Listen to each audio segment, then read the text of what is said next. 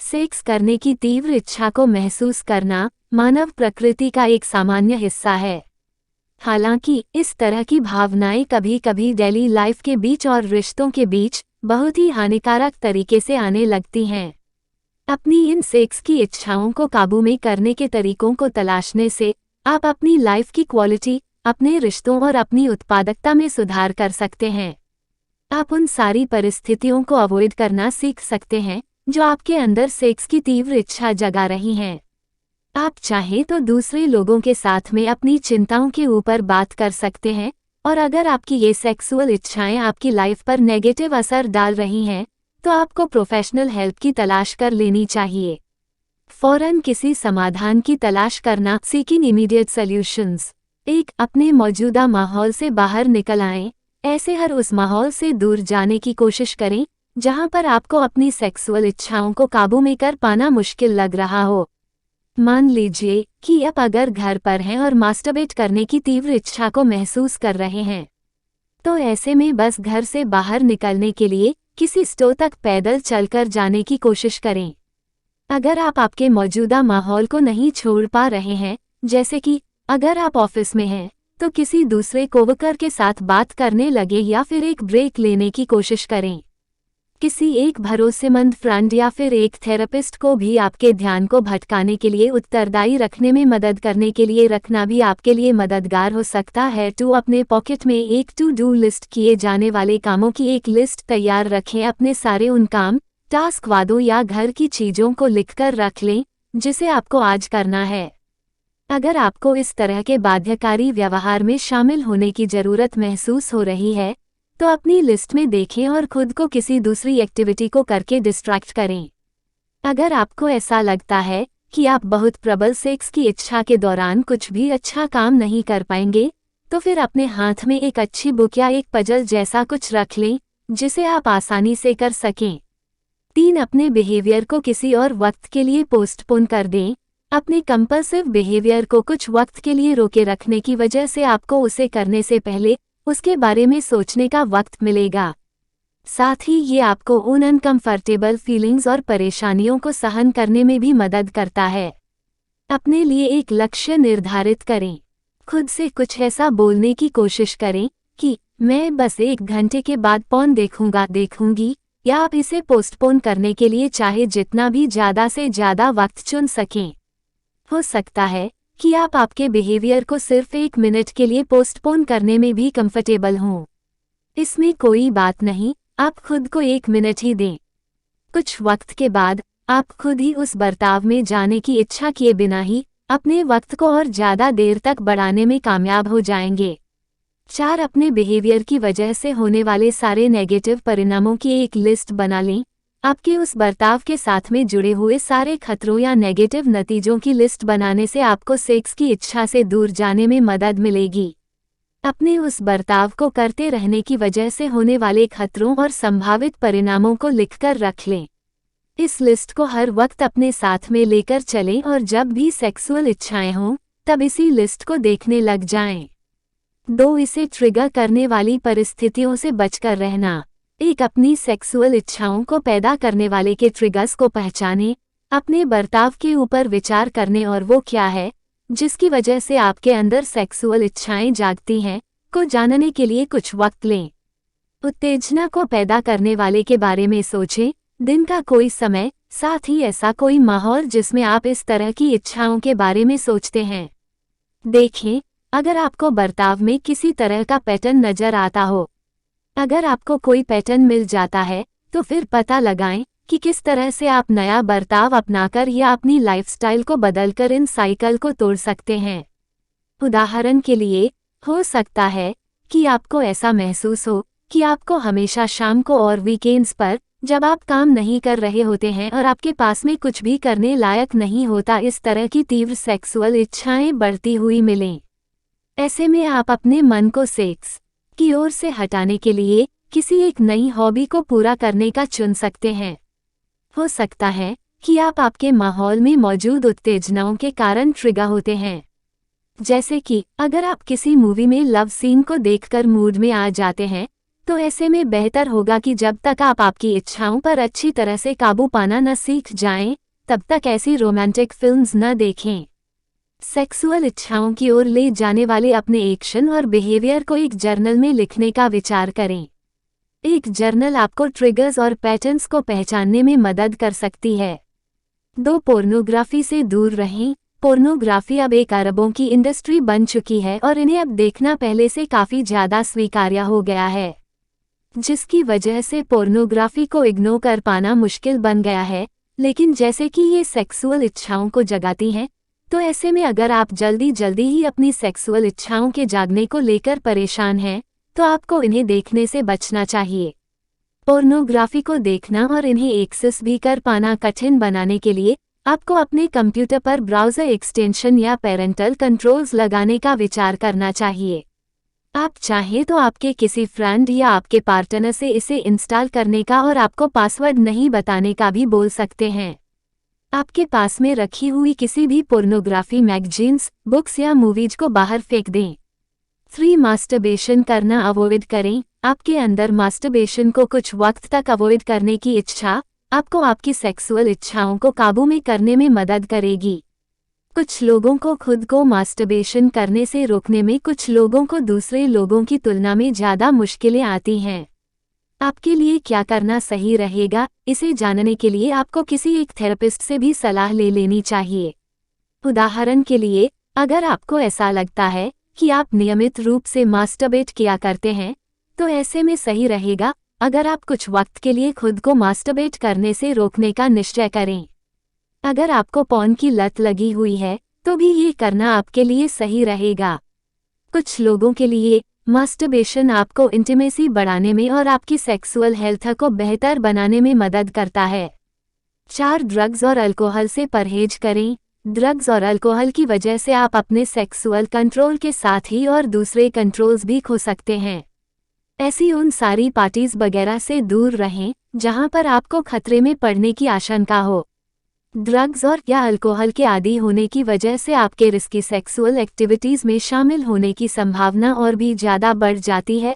अपने विचारों को काबू में करने के तरीकों को तलाशें। ऐसी कुछ मेंटल टेक्निक्स की तलाश करें जिनकी मदद से जब आपको सेक्सुअल ख्याल आते हुए नजर आएं, तब आप आपके दिमाग में चल रहे उस विषय को बदलने के लिए एक मदद के तौर पर इस्तेमाल कर सकें।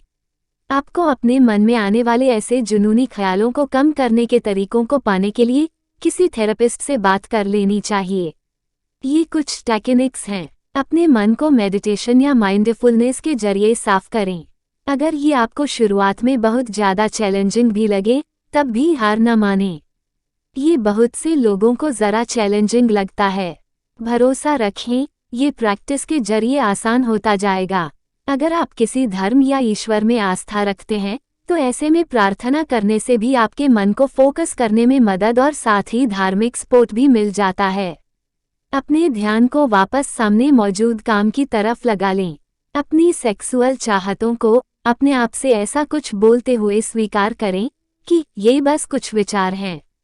अभी इस वक्त ये मेरे किसी काम नहीं आ रहे हैं, बल्कि ये मुझे उल्टा ठेस पहुंचा रहे हैं।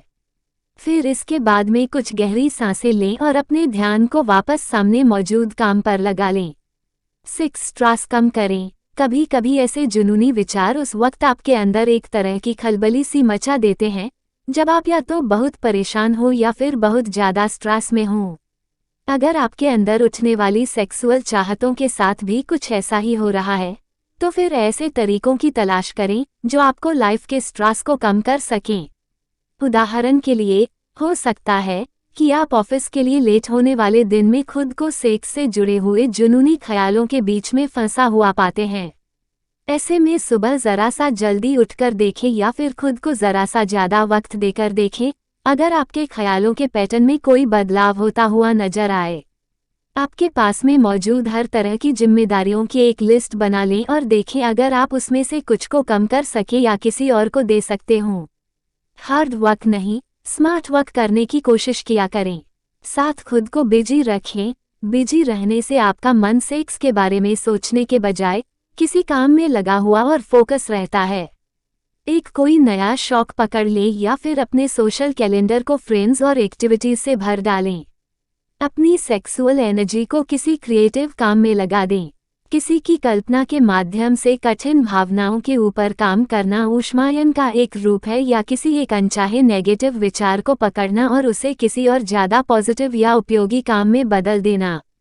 एक ऐसे किसी शौक की तलाश करें जो आपको इस उत्तेजना को ट्रिगर करने से दूर ले जा सके। उदाहरण के लिए, अगर आपकी घर में अकेले में पॉर्न देखने की आदत है, तो अपने लिए एक ऐसा शौक तलाश लें जो आपको घर के बाहर ले जाए और आपके चारों तरफ लोगों को भर दे, ताकि आप उस ट्रिगर करने वाले माहौल से दूर हो जाएं। 8 इमोशंस को कंट्रोल और मैनेज करने का एक सबसे हेल्दी तरीका होती है, जिसमें सेक्स की चाहत भी शामिल है। आपको जब भी ऐसी फीलिंग्स आती हुई समझ आएं, तो उस सेक्सुअल एनर्जी से निपटने के लिए फौरन एक्सरसाइज करने लग जाएं या फिर किसी पार्क या जिम के लिए निकल जाएं। अपने लिए एक ऐसा फिटनेस लक्ष्य बना लें जिसके ऊपर आपको ध्यान लगाना है। उदाहरण के लिए, आप चाहें तो अपना वजन कम करने का फैसला कर सकते हैं, जिम में कोई खास एक्सरसाइज पूरा करने, या किसी रेस के लिए या लॉन्ग डिस्टेंस बाइक राइड के लिए तैयार होने का फैसला भी कर सकते हैं। जब आप वर्कआउट न कर रहे हों, तब अपना सारा वक्त सेक्सुअल ख्यालों में डूबे रहने के बजाय किसी खास फिटनेस लक्ष्य को पूरा करने के ऊपर लगाएं। आपकी मदद करने लायक लोगों से बात करना। एक अपने डॉक्टर से मिलें। इस तरह के सेक्सुअल विचारों के आने के पीछे की किसी फिजिकल प्रॉब्लम के बारे में पता करने के लिए जांच कराएं। कभी कभी किसी बीमारी या डिसऑर्डर की वजह से हार्मोन्स का बैलेंस गड़बड़ हो जाता है, और जिसकी वजह से आप बहुत ज़्यादा सेक्सुअल हो जाते हैं। आपके डॉक्टर आपके अंदर मौजूद किसी तरह के मूड डिसऑर्डर का पता लगाकर आपको किसी साइकोलॉजिस्ट या साइकेट्रिस्ट के पास जाने की सलाह भी दे सकते हैं। उदाहरण के लिए, सेक्स के लिए बहुत ज़्यादा चाहत जागना बाइपोलर डिसऑर्डर के लक्षण हो सकते हैं। अपने डॉक्टर से अपनी सेक्सुअल चाहतों के बारे में बताने में और अपनी चिंताओं को जाहिर करने में ज़रा सी भी लापरवाही न बरतें। सब कुछ एकदम सही बता दें। अनुमान लगाएं कि आप दिन में कितने बार सेक्स के बारे में सोचते हैं या अपनी सेक्सुअल चाहतों को पूरा करने की कोशिश करते हैं। उदाहरण के लिए, आप कह सकते हैं कि मैं एक दिन में 4 बार पॉर्न देखती हूँ और मास्टरबेट भी करता हूँ। अब आपके डॉक्टर आपके इस बर्ताव के कोई गंभीर समस्या होने या फिर नॉर्मल होने के बारे में आपको बताएंगे। 2 अपने पार्टनर से अपनी फीलिंग्स के बारे में बात करें। अगर आप अभी किसी रिश्ते में हैं, तो अपने पार्टनर के साथ अपनी सेक्सुअल चाहतों के बारे में बात करें। अगर आप सेक्सुअली अनसेटिस्फाई हैं, तो उसके साथ में सच्चे रहें और डिस्कस करें कि कैसे आप दोनों सेक्स को अहमियत देने के लिए कुछ कदम उठा सकते हैं। आप कह सकते हैं, मुझे पता नहीं क्यों इतना ज़्यादा सेक्स के बारे में विचार आ रहे हैं। शायद हम लोगों के बीच में सेक्स हुए काफ़ी वक्त गुजर चुका है, इसलिए तुम्हें क्या लगता है? क्या तुम अपनी सेक्स लाइफ से खुश हो? इस बात को समझें कि शायद आपकी और आपके पार्टनर की सेक्स ड्राइव का लेवल अलग भी हो सकता है। हो सकता है कि आप आपके पार्टनर की अपेक्षा कहीं ज़्यादा बार सेक्स करने का सोचते हों। इससे ऐसा कोई मतलब नहीं निकलता कि आप दोनों में से कोई सही है या गलत है, ये सिर्फ आपका नेचर है। अगर ये कोई ऐसी बात है जिसे मैनेज किया जा सकता है या फिर इसकी वजह से आपके रिश्ते के ऊपर कोई खतरा आ सकता है, तो इसे लेकर अपने और उसके साथ ईमानदार रहें। अगर आप अपने पार्टनर को धोखा देने के लिए मजबूर महसूस करते हैं, तो उससे बात करें। सच्चे रहें। ये काफ़ी कठिन डिस्कशन हो सकता है। आप कुछ ऐसा बोल सकते हैं, मुझे पता है कि ये सुनकर तुम्हें कितना दुख होगा, लेकिन मुझे न जाने क्यों दूसरे लोगों को देखकर उनके साथ सेक्स करने की चाहत होती है। मैं ये बात तुम्हें इसलिए बता रहा हूँ क्योंकि मैं तुम्हारे साथ ईमानदार रहना चाहता हूँ और मैं सच में बहुत स्ट्रगल कर रहा हूँ। अपने रिश्ते को एक सही दिशा देने के लिए मदद की तलाश में किसी ऐसे कपल काउंसलर से मिलें जिसने सेक्सुअल एडिक्शन या सेक्सुअल प्रॉब्लम्स में ट्रेनिंग ली हो। किसी भरोसेमंद फ्रेंड से बात करना भी एक अच्छा विकल्प हो सकता है। वो आपके लिए आपके तय किए हुआ लक्ष्यों को पूरा करने में साथ देंगे। जब आपको ज़रूरत होगी तब सुनेंगे और आपके लिए ज़रूरी फीडबैक भी देंगे। 3 धार्मिक या आध्यात्मिक संभावना तलाश लें। अगर आप आपके द्वारा माने हुए किसी धर्म आदि की वजह से अपनी सेक्सुअल चाहतों को लेकर परेशान हैं, तो ऐसे में आपकी कम्युनिटी के किसी आध्यात्मिक लीडर से मदद लेने का विचार करें। पादरी, एक पेस्टोरल केयर लीडर या अपने ग्रुप के यूथ लीडर से बात करने पर विचार करें। शर्मिंदा होने से बचने की कोशिश करें। ऐसा संभव है कि आपकी फेथ कम्युनिटी के लीडर्स ने इसके बारे में पहले भी बहुत बार सुना हो और उन्हें मालूम हो कि किस तरह से इसे रोका जाना चाहिए। आप उनसे बात करते वक्त उनके सामने अपनी शर्मिंदगी को ला सकते हैं। उदाहरण के लिए, मैं काफ़ी दिनों से एक ऐसी चीज़ से परेशान हूँ जो ज़रा पर्सनल और शर्मिंदा करने वाली है। क्या आपके पास वक्त है ताकि मैं आपके साथ प्राइवेट में बात कर सकूं? अपने धार्मिक लीडर से किसी एक ऐसे रिसोर्स की मांग करें जो आपको धार्मिक भावना के तहत आपके स्ट्रगल को समझने में मदद कर सके। 4. कंपल्सिव सेक्सुअल व्यवहार के लिए मदद की तलाश करना। सेक्स एडिक्शन के वार्निंग साइन के बारे में जानकारी रखें। एक सेक्स एडिक्शन या कंपल्सिव सेक्सुअल व्यवहार तब माना जाता है जब आपके सेक्सुअल चाहते और आवेग आपके जीवन पर नेगेटिव इफेक्ट डालने लग जाते हैं। अगर आप अपने इन सेक्सुअल इच्छाओं को लेकर बहुत परेशान होने लग गए हैं तो किसी एक ऐसे काउंसलर से मिलने का विचार करें जो आपके लिए एक ट्रीटमेंट प्लान तैयार करके दे सके। ये कुछ वार्निंग साइन हैं जिनके ऊपर आपको ध्यान देना चाहिए।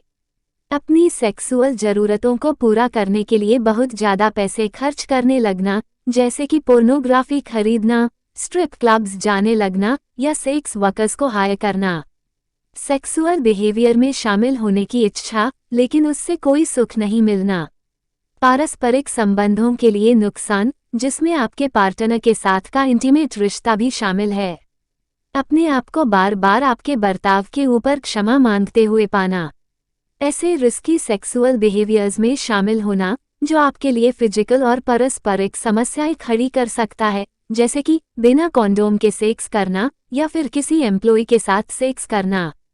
काउंसलिंग की तलाश करें। एक ऐसे काउंसलर की तलाश करें जो खासतौर पर सेक्सुअल एडिक्शन के लिए ही मौजूद हो।